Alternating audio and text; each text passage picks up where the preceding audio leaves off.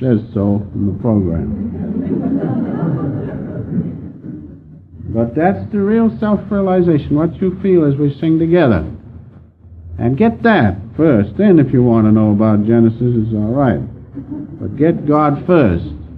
Little story I must tell before I forget it now. When I first started to practice, an old gentleman came to me. He said, young man, he says, get in the right location, join the right church, make money. Honestly, if you can, but make the money. So, I tell you, know God. Honestly, if you can, but get Him, know Him. And that's what we must do. So, remembering that story, for the one purpose of stimulating your determination to know God, that's all. And with that, then other things, all things, as Jesus said, are added unto you. If we can but get that contact with Him, and then we will know all things about creation, because it is He who sits within us, behind our hearts and our thoughts, and our emotions and our will. If we can know Him and know that there is no separation between us, as He knows all things, so can we. Let us never forget that. Of course, we have to play our part in the drama of life. We have to play our part, take our place. That doesn't mean that we're batted around, unbecoming a child of God. No. We are His children. We are a part of Him. His consciousness is our consciousness. And we play the part because He's playing the part Himself. He's dreaming this great universe of which we are going to speak a few words. It's God's dream. He is dreaming it through the manipulation of His great light. And we are a part of that manipulation. But just as in our own dream we know we are dreaming and can see the dream and know it is a dream, that part of us, our own consciousness, remains undisturbed. That's the reality. The dream is the manipulation of that one consciousness and light. And so it is with this universe.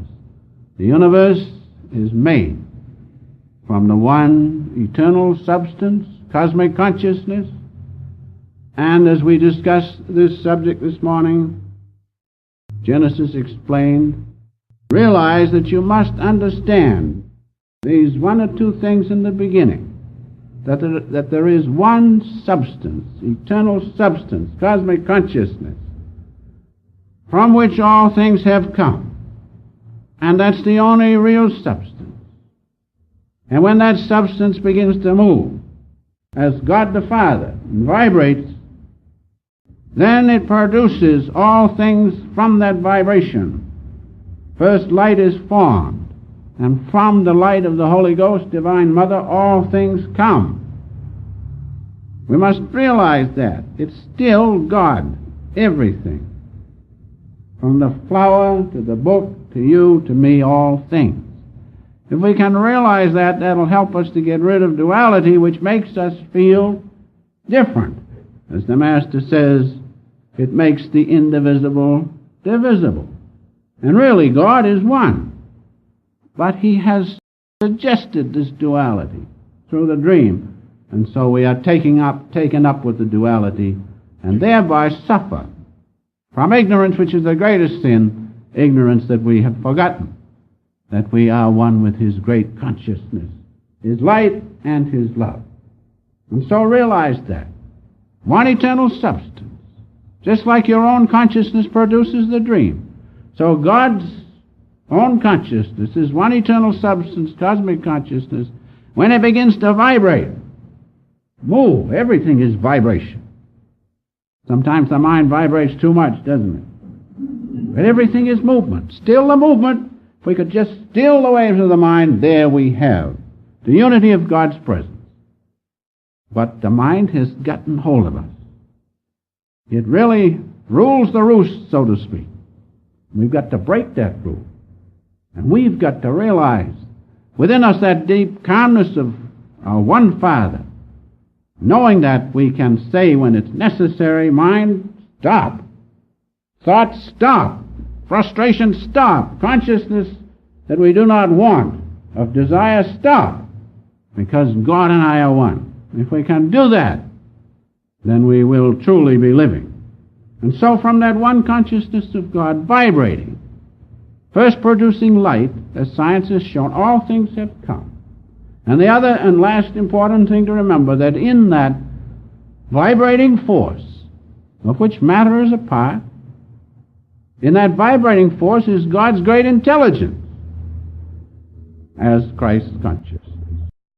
If you remember those three things, as we discussed this morning, you will understand, and in a far better way, about Genesis than all other theory. Realize those important things. And these facts which I have given you have been handed down from the Hindu scriptures from 10,000 BC. They have been known. And their idea of Genesis, I will give you first, their explanation of Genesis, and then we'll take it from our own Bible, and you'll see the similarity.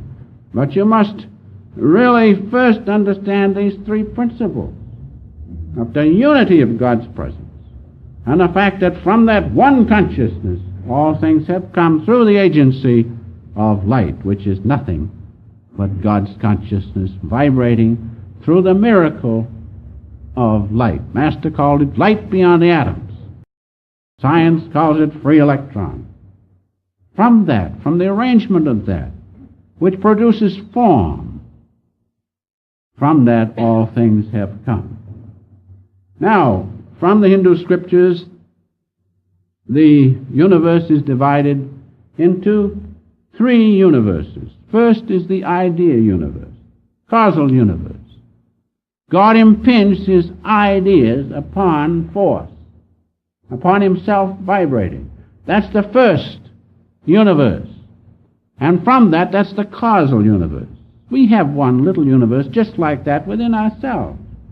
When you have an idea you're going to build a house, you impinge that upon the forces within you, corresponding to your astral universe, and those forces working, operating, produce the house in the various law, according to the law of building a house. We do not need to go into that. And so with God, the same thing was worked out by the Hindus years and years ago. First, the causal universe, God's idea. Then came the astral universe, or subtle universe, the universe of forces, like gravitation and electromagnetic forces, and also repulsion and attraction, and electrons, and life energy. Those are all subtle forces, are they not? You cannot see them by your senses. That's how now you can distinguish between the subtle forces and the forces with which we are familiar of this physical universe. So we have the causal universe, the astral universe, or the universe of forces. And finally, we have the material universe with its grosser elements. The subtle elements of the astral universe are, as I have said, gravitation, electricity, attraction, repulsion, the electrons, and life force, those subtle things which cannot be perceived by the senses. Now, in the material universe, we have elements, as you know, elements of solids, liquids, and gases, and of earth, water, fire, air, and ether. Those are gross elements and can be perceived by the senses in various forms. At least we can see in the matter of air and ether, we can see the result as it moves the physical object. So realize, from the Hindu teachings, 10,000 BC, that's their idea of the universe, explained as we find it explained in Genesis, which I will speak of in just a moment. And so, we have these three macrocosmic universes. Once more, causal, the idea, then the astral, or the universe of forces, heavenly forces, we might say. Now, these first two are invisible to the senses. The third are the material universe of gross elements, of solids, liquids, and gases, and so forth. That is perceivable by the senses. We all know that.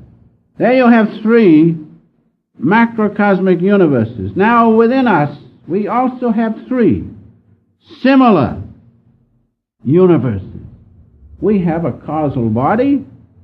We have an astral body. Many of you have seen different aspects of it, the spiritual eye. And some of you who are very fortunate meditate deeply, never miss, never fail. You perhaps see the centers of the spine and the rivers of pranic energy flowing in you. Those are parts of the astral universe within each and every one of us. And finally, we all know this physical universe, this body. We are sufficiently fed up with it at a time. So there you have three microcosmic universes, plus the consciousness of God in those 6 universes, the Christ consciousness, that constitutes the 7 expressions of spirit. Now, that's the foundation of the universe according to the Hindu scriptures of years and years ago, according to my paper, 10,000 years B.C., before Genesis was written or near that time. Now bear that in mind as we go a little further and discuss further from Genesis, which is the subject this morning. But realize those universes, just like the causal universe, is governed by an expression of God's great consciousness, an entity. That thing doesn't just happen. The great causal universe which produces universe upon universe upon universe, and we know there are billions of universes. Imagine it. Do you think that just happens? No. That's one of the great spirits which comes from God's cosmic consciousness. I will not give you the Sanskrit name because you won't remember it. What of it? Realize this, that when God does something, there's a reason and there's a force behind it, and there's an entity that does that governs that great causal universe. Take the astral universe. We have also an entity governing that. A part of God's great consciousness, just like when you gather together the implements necessary to build that house. Don't you think there's a governing force that does it? You just don't say, house, come on, implements, come on. There's a force there, intelligent force. And so there is a great expression of God's Spirit which governs the astral universe. And then the material universe, world upon world, universe upon universe, doesn't just happen. There's a great force of God that governs that. And likewise in our own body, which constitutes the microcosmic universe, we have these 3 universes. And the causal body is governed by an expression of God's Spirit, which takes care. Our consciousness, you might call it, is organized. And just take the subconscious mind within us, the unconscious mind, which governs the vegetative functions of the body. Don't you think that's governed? Every time you eat a nice apple pie, it's taken care of. Because there's a spirit there, an intelligent force does it. And so in our own causal body, there's an intelligent force, an expression, one of the expressions of God's 7 spirits, or an expression of that one universal cosmic consciousness. Also in our astral body within, there's a governing force. God's hand is there. His great consciousness, His intelligence is there. And even in the physical body, if you leave it alone and don't interfere with its functioning, nature takes care of everything. So there we have the 6 expressions of spirit, plus the overall presence of God in all things. His great intelligence is the Christ consciousness. Those are the 7 expressions of spirit. Now there you have, in a few words, the conception of creation according to the Hindu philosophy of many, many years ago. Now let us take and go on with a discussion or a few words about Genesis. Genesis explained. Not Genesis explained, Genesis talked about. Who can explain God and His great creation? Now, in the first chapter, the first verse, we read, "In the beginning God created heaven and earth." He created them how first? He created them in idea. And then He created, the Spirit of God moves, it says in the next verse. And God impinged those ideas upon that vibrating force. It says just that in Genesis. It says, "In the beginning God created heaven and earth," and we might add in idea first. Then it says, to prove it, "And the earth was without form and void." Form had been created. The causal was created first, the causal universe. And darkness was upon the face of the deep. And the Spirit of God moved upon the face of the waters. Now, the Spirit of God moved upon the face of the waters means that the waters are the different elements, subtle and gross. Subtle and gross. Those subtle are above sensation, beyond sensation. Those are the heavenly forces. Remember, heaven is made up of the two first universes, causal plus astral. And those are not visible. The forces of heaven, or heaven itself, is not visible by these eyes, nor heard through the ordinary sense of hearing. But as we read in the Scriptures, when you hear through intuition, then you can know those two universes. And so we have in the first two verses that God created heaven and earth first in idea, because heaven and earth were without form and void, don't you see? The form hadn't come in. The form comes later. Now, going on to remember that the elements, waters means the elements. The elements above and beneath I will come to in a minute. The elements of the astral universe you can't see. There's something in between, isn't there? Because you look and you don't see them. But if you meditate and see through intuition, you see them. What's in between? That's the firmament spoken of in the 6th verse. That's space, if you want to call it. And space is nothing but a different rate of vibration. Because you can easily prove it. If you sit in meditation and look at the Christ center, which vibrates at a high spiritual rate of vibration, the Holy Ghost is there, the holy vibration is there. If you look there and persist, you will lift your vibration of your body of consciousness, and the body and its functions will pass away. And you will know the finer forces beyond space, beyond the firmament spoken of in Genesis. There's nothing realized. Space is nothing. The veil we've heard so much about is nothing but an idea, a different rate of vibration, and you can prove it in meditation. Those of you who meditate will see the veil lifted, and you will see through the intuition of the soul the finer forces of those two finer universes, the subtle universes. Now, I can talk about this all day if I could last that long, and you won't know. You must meditate, then you will know. And so going on now to the 3rd verse, this is very important, which I want to bring in here. And God said, "Let there be light." And there was light. God said, "Let there be light." And there was light. And God called the light day and darkness night. And the evening and morning were the first day. Now this creation of light is the most wonderful thing. How God vibrated His own force and substance into that thing known as light, from which light all things have come. That's the miracle, as you can read in the AY, and I hope that you do read it. In fact, everyone should have a copy of the AY, and I'm going to read just a word so that you understand this clearly, as follows. And God said, "Let there be light," and there was light. God's first command to His ordered creation, ideal creation, brought into being the only atomic reality. There's only one reality, and that's God's consciousness vibrating as light. An electron microscope has shown and proved it. And you can, if you meditate, will lift your body of consciousness so that it vibrates as light. Then you will know and will have proved it. And so going on.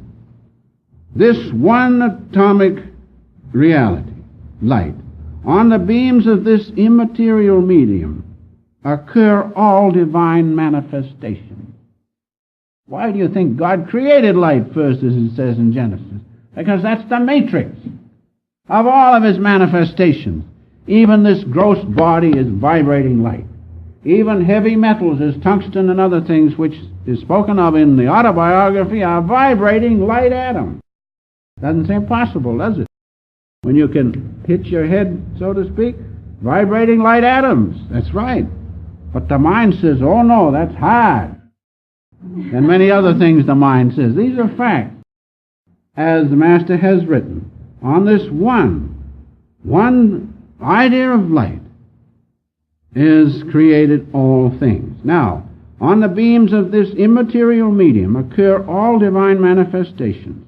Devotees of every age testify to the appearance of God as a flame and light. You will see at this point, if you meditate deeply, the presence of God as the cloud of virtue, the cloud of light, of which the Master spoke, cloud-colored Christ comes. The Master didn't say these things just for the fun of it. He realized them. And he also told us, if you follow my instructions, you too will realize them. That's why I'm reading this little passage here. And so God has been known and testified to as a flame and light, the King of kings, the Lord of lords, who only hath immortality, dwelling in the light which no man can approach unto. And so that simply means that you cannot perceive the light except through the intuition of the soul. With ordinary means, as a man, you cannot do it. Now going on, a yogi who through perfect meditation has merged his consciousness with the Creator perceives the cosmical essence as light, and to him there is no difference between the light rays composing water and the light rays composing land. Imagine it. All vibrating light of God. Free from matter consciousness, free from the three dimensions of space and the fourth dimension of time. These are things of the mind. Still the waves of the mind, and you'll be free from those things which confuse you. Free from those things, a master transfers his body of light with equal ease over the light rays of earth, water, fire, or air. Then the master says most beautifully, long concentration on the liberating spiritual eye at this point has enabled the yogi to destroy all delusions concerning matter and its gravitational weight. Thenceforth he sees the universe as an essentially undifferentiated mass of light. If you do that, if you follow the Master's instructions, you too will see that one great light from which all things have come. And so God created light, and from that light all things have come.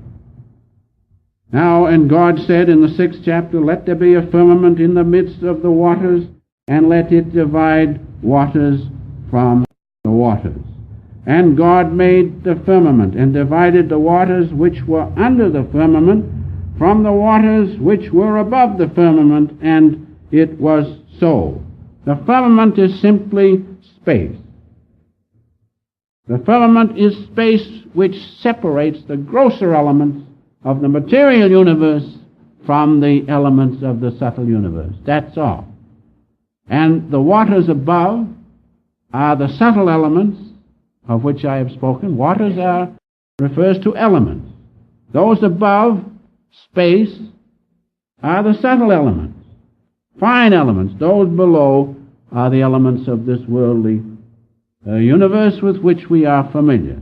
And so you see in Genesis we have an exact statement corresponding to what the Hindus spoke of years and years ago. In the three universes, the first two, causal and astral, cannot be perceived by the senses. There's a veil there. And that veil is space. And that's the firmament spoken of in Genesis. This side we know all about. We're familiar with these elements. And now let us go on. One thing I forgot to say at the end of the third verse, when it says God created light, and that was the evening and morning of the first day. Day means cycles. It must have taken God an awful lot of trouble to make that first business an idea of universe upon universe upon universe upon universe. It took him many, many, many years according to our idea of time. And so that's the first cycle. That's called the first day.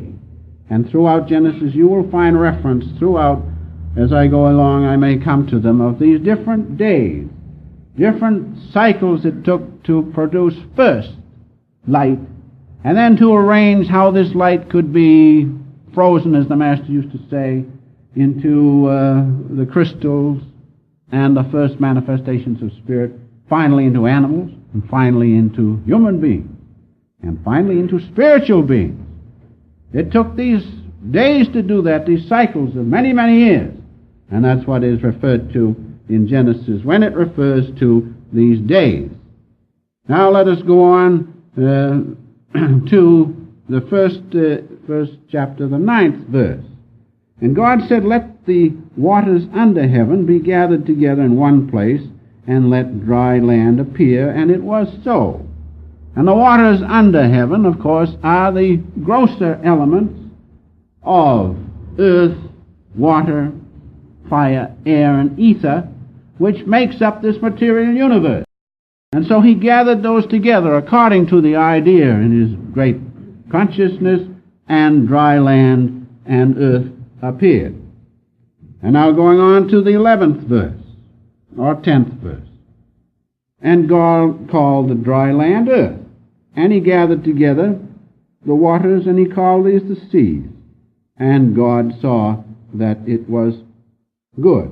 Then God said in the 11th verse, "Let the earth bring forth grass, the herb yielding seed, and the fruit tree yielding fruit after its kind, whose seed is in itself upon the earth." And it was so.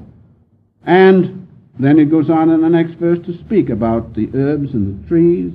And then it says in the 13th verse, "And this was the evening and morning of the third day." It took many, many years, as science is showing us now, to produce these different stages of creation. And this is another one of the days. Now going on to the 20th verse. "And God said, Let the waters bring forth abundantly the moving creature that hath life, and the fowl that they may fly upon the earth in the open firmament of heaven. And God created great whales, and every living creature that moveth, which waters brought forth abundantly after their kind, and every winged fowl after his kind. And God saw that it was good." And then it goes on to say that this was the evening and morning of the 5th day, showing that here was another cycle to produce the animal kingdom. Do you understand? And of course, many of you know, I'm sure, that life, the animal nature, comes from water and the oceans, and so God brought those things out according to the pattern in his great causal being. Now going on to the 20, in this verse it says, "Let the waters swarm with swarms of living creatures." And that was the 5th day, the 5th cycle. Now we go on to the 26th verse, which is getting down nearer to where we come in this great creation of God. Everybody wants to know, where do I fit into this picture? Well, here you are now. And then it says in the 26th verse, "And God said, Let us make man." If he'd stopped there, it'd been bad. But he didn't. In our image, he said. Let us make man in our image, after our likeness, and let him have dominion over the fish, and the sea, and over the fowl of the air, and over the cattle, and over all earth, and over every creeping thing that creepeth upon the earth. But it doesn't say let him have dominion over his wife. That's one thing he left that out. Why? Because he gave us free will. Otherwise we would be automaton. God gave us free will.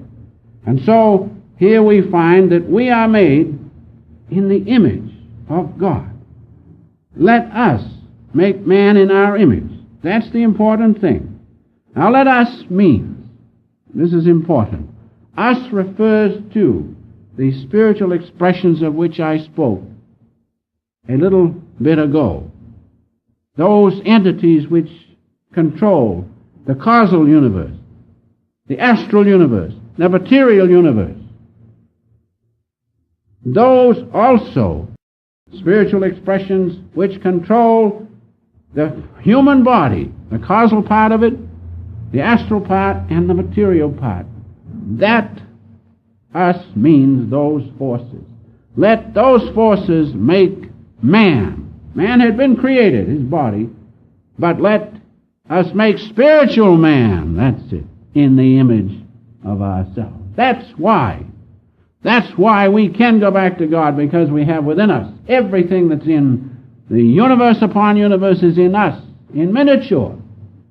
We have the sun, we have the planets in the spine, and the centers of the spine, the positive and negative aspect. We have the 12 signs of the zodiac. We have everything within us. That's why we are made in the image of God, and that's why we can return to God. Did you ever think of that? That's why it says in the Bible what? Know thyself. Everything is within us. God's consciousness is our own consciousness. Master has said there's absolutely no difference between bliss consciousness in you and God consciousness. And so we have everything within us. As God has everything, so have we. And so in the 26th verse it says, let us make man in our image after our likeness.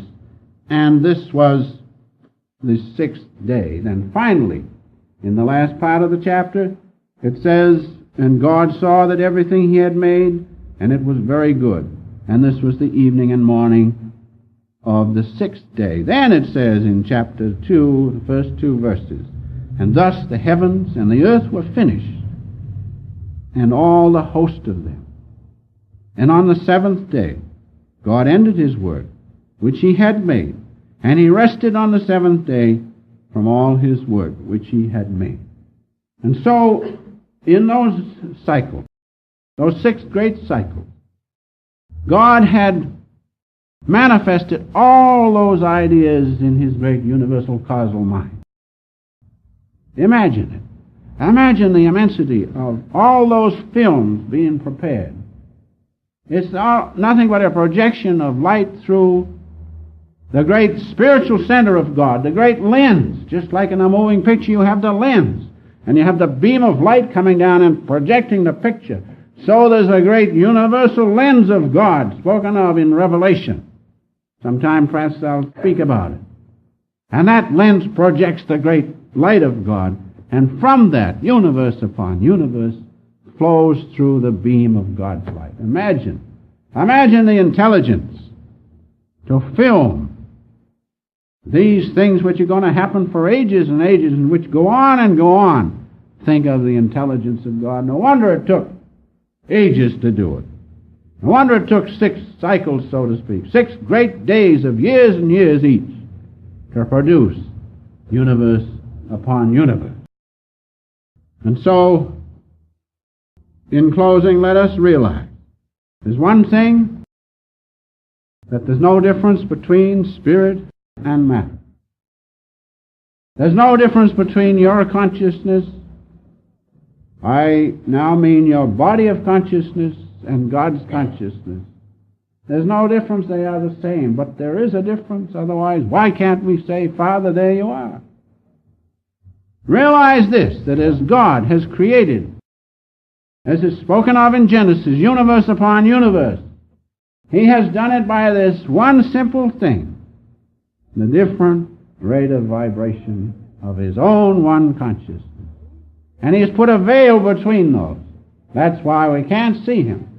But because we are made in His image, and because He sends from time to time great saints as our beloved Master who give us and show us the way to do it, because of that, we can elevate our consciousness so that it doesn't stay down in this material creation, but it elevates, and if we keep merging in the one light of God at this point, that holy vibration, light which has produced all things, if we keep doing that, we become that. And our gross vibration of bodily consciousness changes and becomes God Himself. That's what this lesson should be to us this morning. And our hearts should be filled with gratitude and gratefulness that God listened to our plea. God listened to us. That's why He sent us the channel of self-realization. He listened to us. He responded. There's an everlasting covenant with Him if we keep loyal and obey the channel which He has sent. God has done it. We haven't done it. God listened to us and sent us the channel whereby we could once more know we are His consciousness. No, there is no difference between us and God, as the Master used to say. He said to me when he was leaving Boston, you've heard me say before, I said, what am I going to do, sir? You're going away? He says, what are you talking about? Never mind what happens to me. Think of His greatness. Because he wasn't speaking from the physical. He was speaking from God's presence within him. He says, never mind what happens to me. That light which you see at the Christ Center, that's far greater than I am. He meant the personality. That's far greater than I am. That's God Himself. And so, as He told me, He tells each and every one of you, you have God right within you at the Christ Center. As He said in His book, long continued concentration at the liberating spiritual eye will free the devotee from all illusions of matter. And so let that be the lesson this morning. God is right within us. His light is burning right before us. Merge in it, and you'll understand all creation, because you'll realize it is God in you.